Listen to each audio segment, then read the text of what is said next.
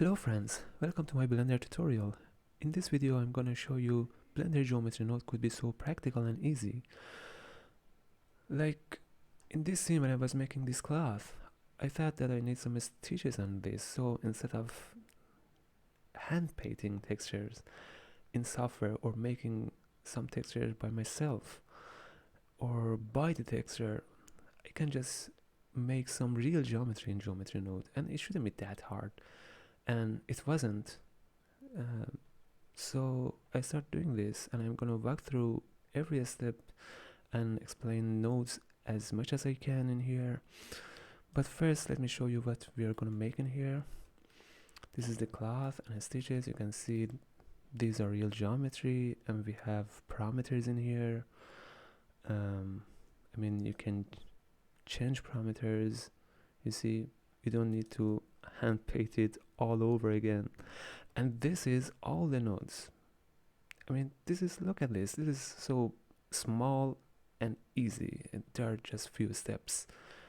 So let's begin from scratch and hope we have nice moments. Okay, here is the scene. Let's delete everything. Make UV sphere.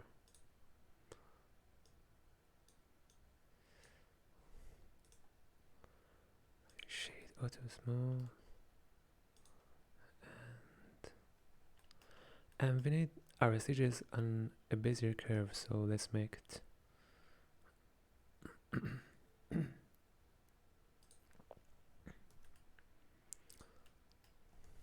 Okay, we delete this, and we want to paint this on the surface, so we set this to surface, and we need more accuracy, so we set this to 2 pixels, and yeah, here it is.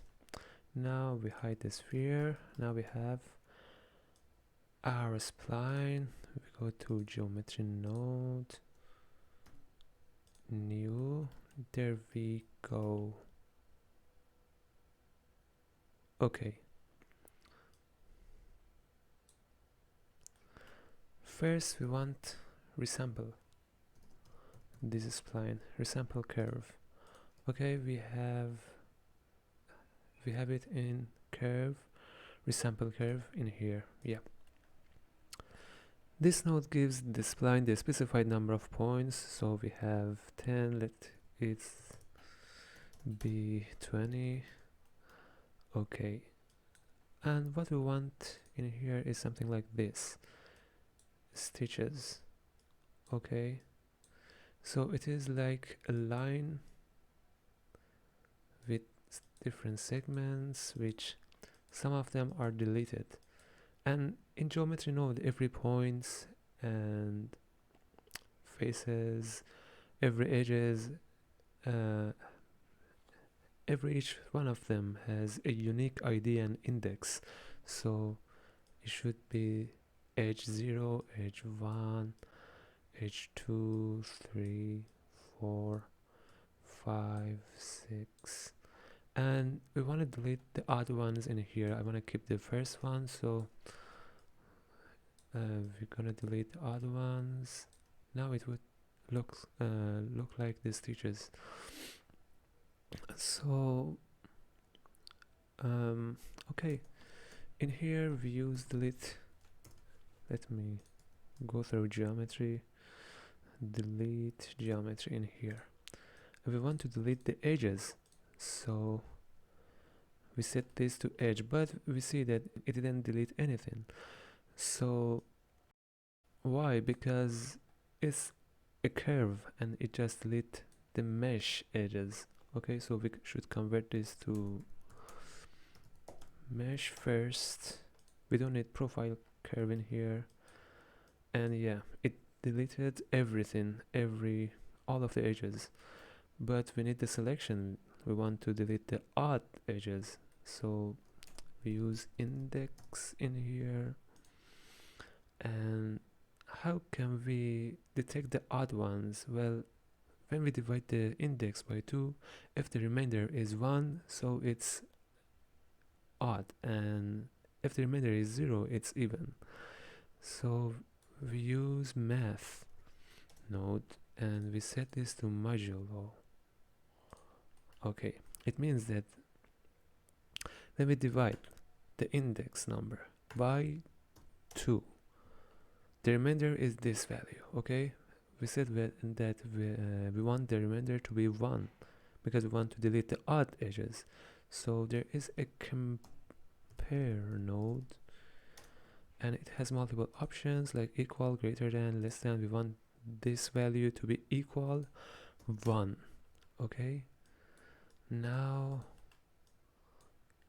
this is the selection of the odd edges. We plug this here, and you can see that we already have the shape. Okay, and we also want to have control over this distance, these deleted edges, and we can control this distance with the scale of the deleted edges before deleting this, of course. We move it here, we copy the selection in here, and we use scale elements. We can scale each element with this node, and we give the same selection. Now we can scale it down.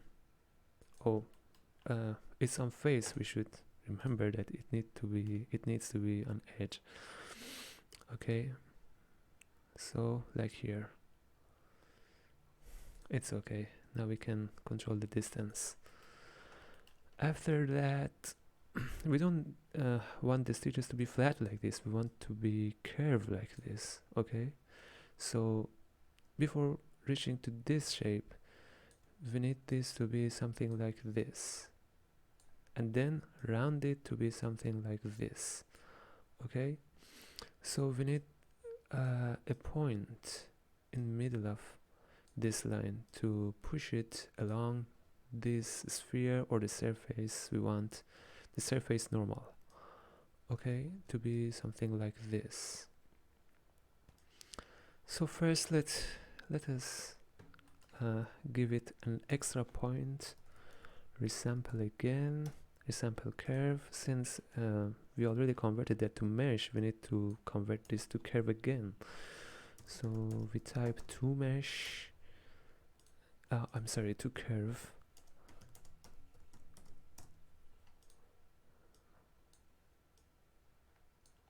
Okay, and we give it 3. It means that it's important to know that this node gives 3 points to each element, each separated spline in here, not to all of them, each separated spline in here. So now each of them has 3 points.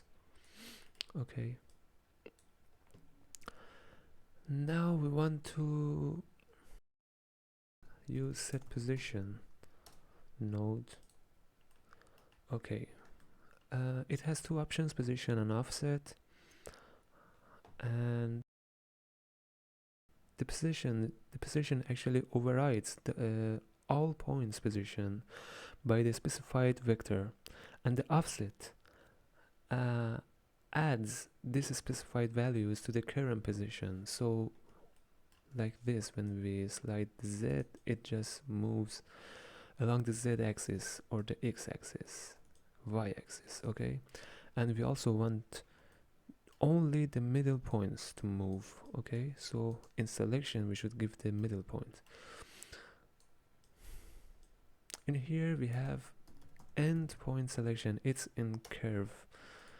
In here, curve, endpoint selection. Okay, let me show you.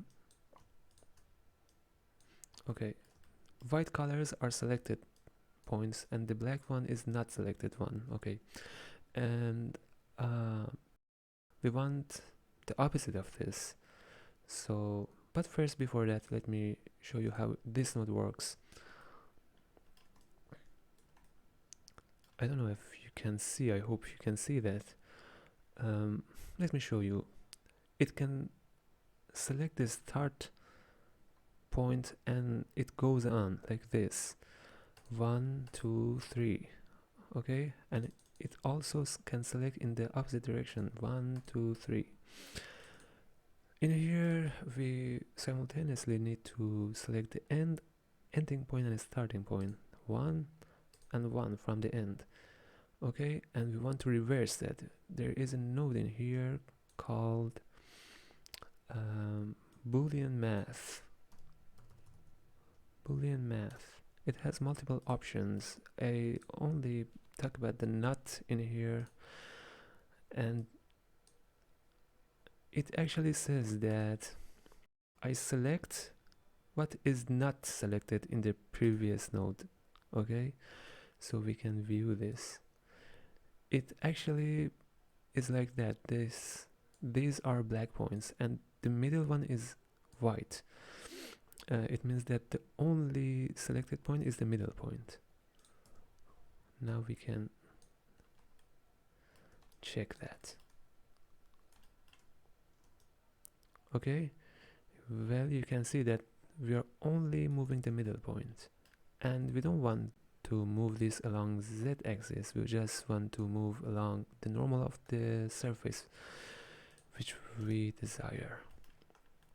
Our surface is a sphere in here, so we grab and import this in here, and we want to sample the normal attribute from this object. So there is a node called sample nearest surface. Sample nearest surface.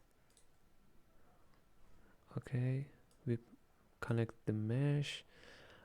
The value is the attribute we want. It's normal, so it should be set on vector, and we can type normal in here. We plug it in. The sample position we can just leave it alone because it already has the information in it. We don't want to change that.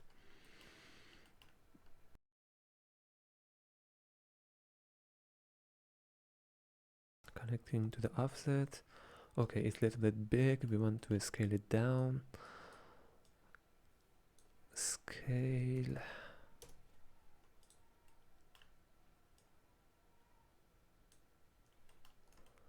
And this is actually the vector math, and I just set it to scale. Okay, it already looks a little bit weird. Let me turn on this sphere to show you. Okay, we can see that this is not along its normal, but we can see also that if you can see the origin point, it's somehow shifted along the origin point of the Bezier curve. That's because this option, if we set it to relative, it will be fine. That is gone. I mean, it's along the normal and it's okay. Okay, we hide this sphere. And before going further, I want to explain you the normal and the nodes like position, index, ID. How can we understand that if it works for this object or the current object, which is the Bezier curve? It actually works like this, that it goes up one level and finds the nearest geometry or nearest object. In here it can goes up, and here it finds that the geometry is this object, so it says that I'm the normal of this object. If I cut this off and plug this in, I'm plugging the normal into this, and then it's suddenly it's the normal of the Bezier itself, not the normal of a sphere, because it goes up one level to this and can't find anything, so one more, and in here finds a geometry, and that's a Bezier curve geometry, so it says that I'm the normal of that curve. Okay, it's same like the position node or ID node or anything like this. Okay, so let's put it back. Now we have this. Okay, first let me convert this to mesh for having better vision. To mesh, we need profile curve, we give it circle, curve circle, of course, not mesh circle. And to radius, give it a small amount of radius, not that small. Okay, and resolution is too high, we want this to be about 4 or 5 is okay. I like to fill the caps. Okay, now time to round this. We can use fillet. I should say that it's bad that geometry node, even in this state, hasn't a smooth node. Okay, it's very necessary. So in here we can use fillet curve, and we definitely need to set this to poly. Let it give a small radius. Okay. More count.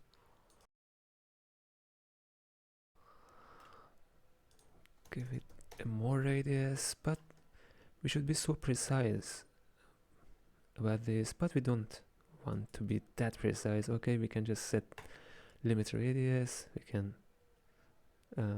set it to a higher amount of value and make sure that everything is fine, but there is a problem in here. When we set this to a higher value, we would have overlapping in here. Like you see, I don't know if I could just toggle it a little bit. Oh, come on. Okay, you see, this edge will go and overlap to this edge when we set this to a higher value. So we have overlapping and it causes bad normal. Okay, so at the end of the line in here, we want merge by distance, and we want this to be a so much small value, and even smaller than that, 0, 0, 0, 1. Okay, this is so big, these stages are big, we want that big stages. Okay, in a real project we want this to be smaller, so much smaller, so making this number to a small value is necessary. And we have good normals in here. Okay, and I think that's it. Yeah, I mean, that was easy. That's all of it. And we can just give this to the input, but before that I want to show you something. Let's, in this Bezier curve, make another spline, but this time I want to draw it shorter, like this, and we can see that this is so dense. Okay, and that's because of this type count.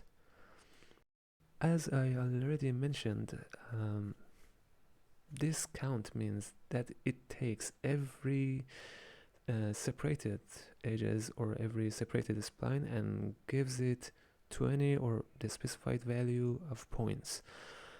It means that this segment has the same amount of point as this segment has. Okay, so this would be so much dense. It's better to set it to length and something about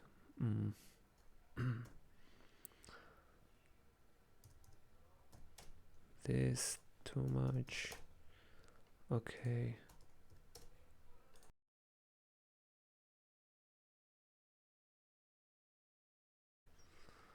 okay, now we have the uniform density in everywhere. It's okay, and we can unhide the sphere. We can have this everywhere. Okay, it's a little bit thick. Of course, we can just give this to the input In here we have this scale, which is the distance between every stitches. Let me make it a little bit thinner.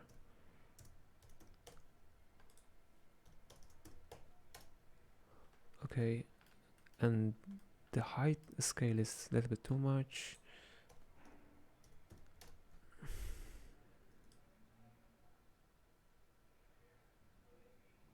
Okay.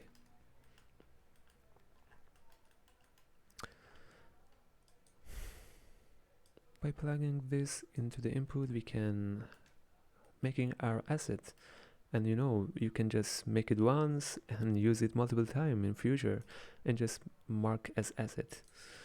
Okay, and there is another way for making that.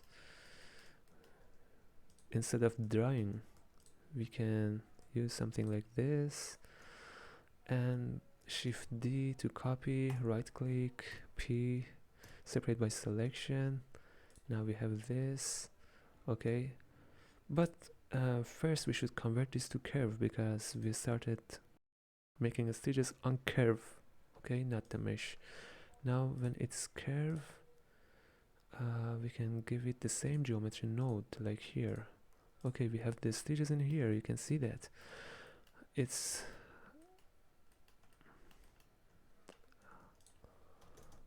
I want a little bit more density and lower thickness.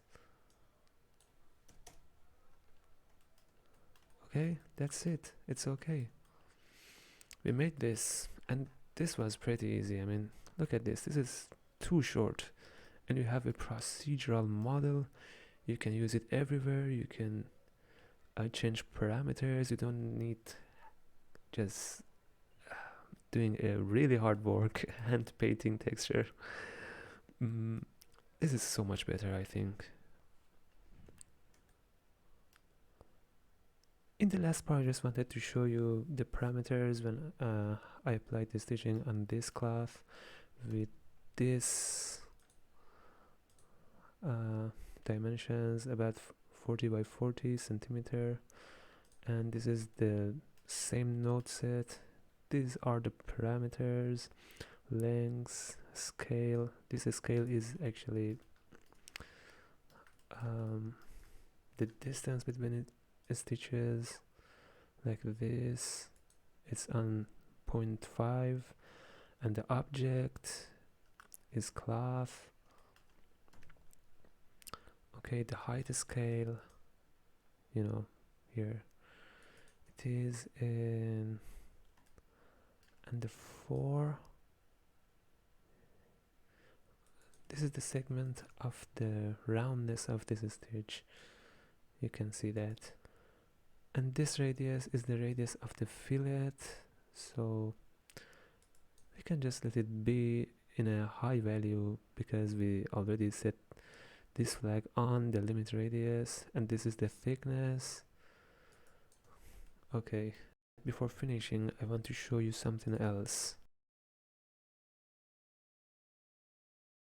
In here there is a cheese that I made that with GeoNode either, so maybe in future, in the next tutorial, I would teach making this cheese, and there is a technique for making this, and this technique can be used for making multiple things, like some slimy things, you know. This is so useful and helpful in our projects. I hope we can see each other in the next tutorial, and if you like the video, please hit the like button, and please tell me if you like this kind of video that I explain everything, or you like the quick tutorials. Yeah, that's it. Have a great day, and goodbye.